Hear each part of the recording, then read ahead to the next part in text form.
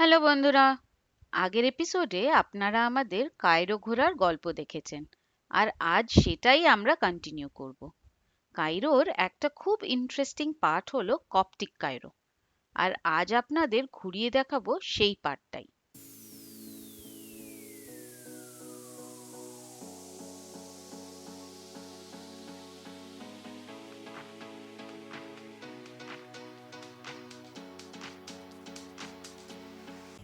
Good morning everyone. আজকে আমাদের last night in in Cairo. কালকে আমাদের লাস্ট ডে হবে আর আমরা বেরোবো কালকে। কিন্তু আজকে আমরা অনেক অনেক কিছু দেখবার আছে আমাদের। আমরা যাচ্ছি এখন ব্রেকফাস্ট করতে। তো ঠিক আছে, এসে রেডি হয়ে আমরা যাব কপটিক কায়রো যাব, সেটাল যাব। তো দেখা হচ্ছে রাস্তায়। হ্যালো। হ্যালো, আমরা যাচ্ছি এখন কপটিক কায়রো। এটা হচ্ছে হিস্টোরিক কায়রো, যেটা মানে famous of Christians, Coptic Christians. তো ওটা দেখতে যাবো আমরা। আমাদের হোটেল থেকে বেরিয়ে এখন ক্যাব বুক করে ওয়েট করছি ক্যাবের জন্য, উবেরের জন্য। তো উবের আসলে আমরা বেরিয়ে যাবো। আমাদের এখান থেকে কতক্ষণ লাগবে? 20 মিনিট মতো লাগবে, 20-25 মিনিট। দেখা হচ্ছে রাস্তায়। কপটিক কায়রো পুরনো কায়রো শহরের একটি পার্ট, যেখান থেকে ইজিপশিয়ান খ্রিস্টানিটি শুরু হয়েছিল। এই জায়গাটা প্রচুর চার্চ খুব ডেন্সলি কনসেন্ট্রেটেড জায়গার মধ্যে আমরা দেখতে পাবো। প্রত্যেকটা গলি, বিল্ডিং, চার্চ, সিনাগগ সবটাই হিস্টোরিক।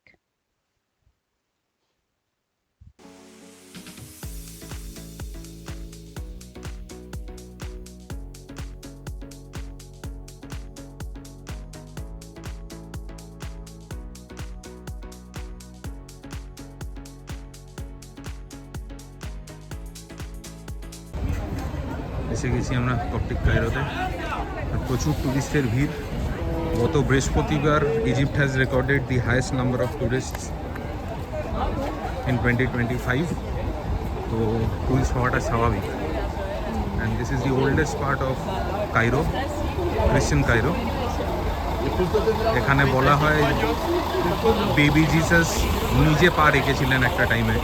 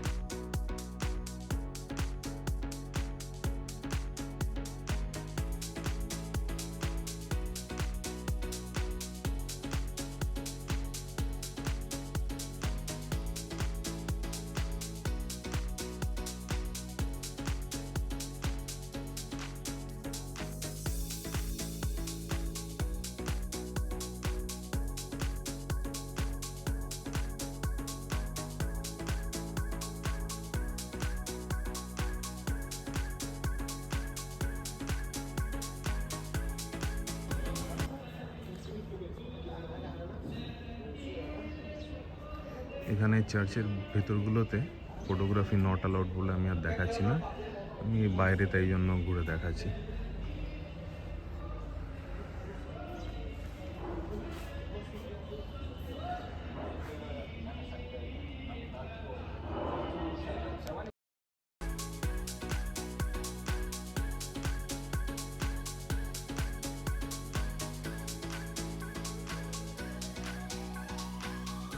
বলা হয় হোলি ফ্যামিলি মানে ইনক্লুডিং বেবি জিসাস তাদের বেথলেহেম থেকে ইজিপ্টের যাত্রার পথে এই জায়গায় 2 মাস ছিলেন। পরে নাকি 7th সেঞ্চুরিতে ওখানকার খ্রিশ্চান কমিউনিটিতে এই জায়গাটা ওপর একটি চার্চ বানিয়ে দেয় টু প্রিজার্ভ দ্য প্লেস। আজকের দিনে এই চার্চটাকে বলা হয় আবু সেরগা চার্চ।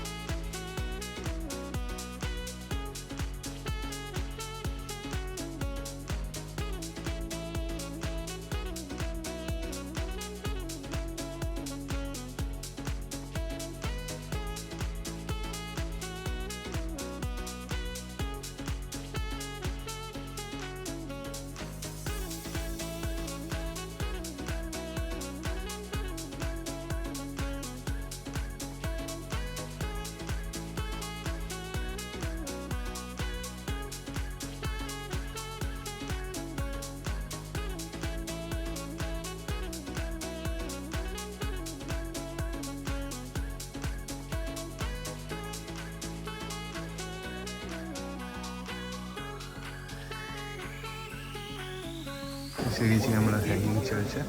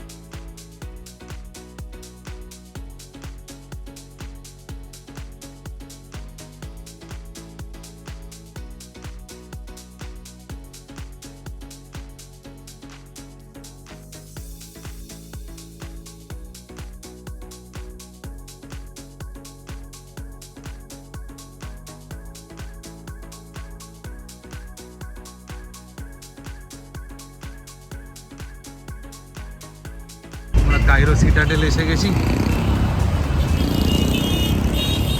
ঢুকবো ভেতরে, সামনে সিকিউরিটি গেট, ভেতরে কি দেখা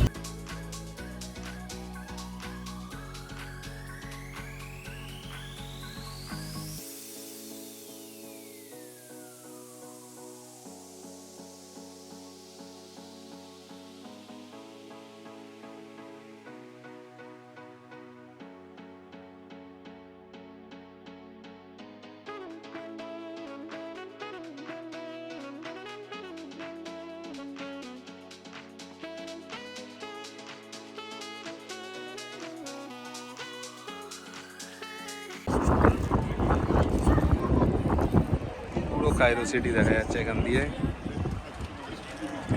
আর ওই দূরে centre of the screen pyramids দেখা যাচ্ছে।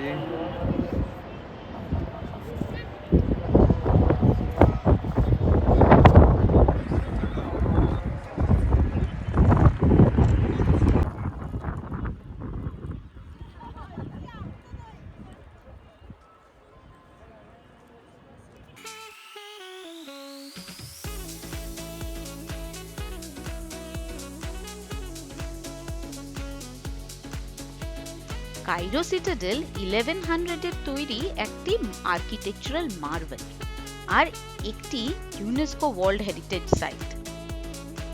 এটি একটি ফোর্ট যেটা কিন্তু খুব সুন্দর ডিজাইনে তৈরি।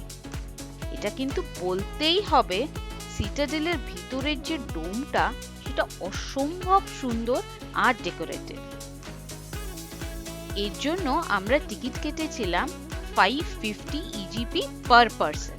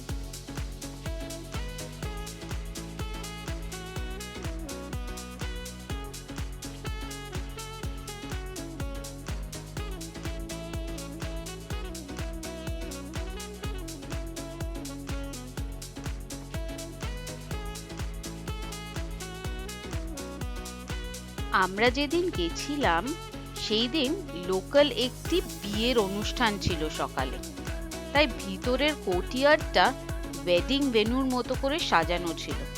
চেষ্টা করেছি যতটা সম্ভব সেটাকে অ্যাভয়েড করে ফটো তোলার, বাট কিছুটা নিশ্চয়ই দেখা যাচ্ছে। হয়ে গেছে আমাদের? হ্যাঁ হয়ে গেছে, চল। আর কিছু নেই? না আর কিছু নেই। 550 টাকা দিলাম যে। 550 টাকা নিস, 1100 টাকা। হ্যাঁ ওই 550 ইজিপি, মানে 1100 টাকা পার হেড, এইটুকুনি। এইটুকু চল। ঠিক আছে, যাওয়া যাক বাইরে। এত ঘোরাঘুরির পর সেদিন আর আমাদের লাঞ্চ করা হয়নি, তাই 5টা নাগাদ একেবারে কফি আর একটু হেভি লাঞ্চ করে আমরা হোটেলে ফিরে যাই একটু রেস্ট নিতে, কারণ পরের দুদিন আমাদের বেশ হেক্টিক ছিল।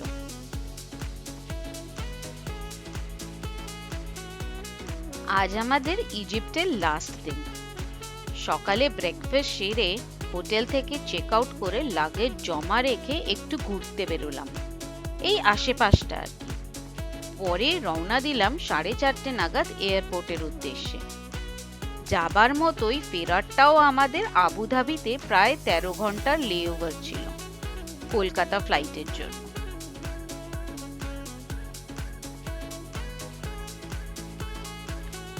আমাদের ইজিপ্ট সিরিজটা যদি ভালো লাগে তবে প্লিজ লাইক, শেয়ার আর সাবস্ক্রাইব করে আমাদের পাশে থাকার অনুরোধ রইল।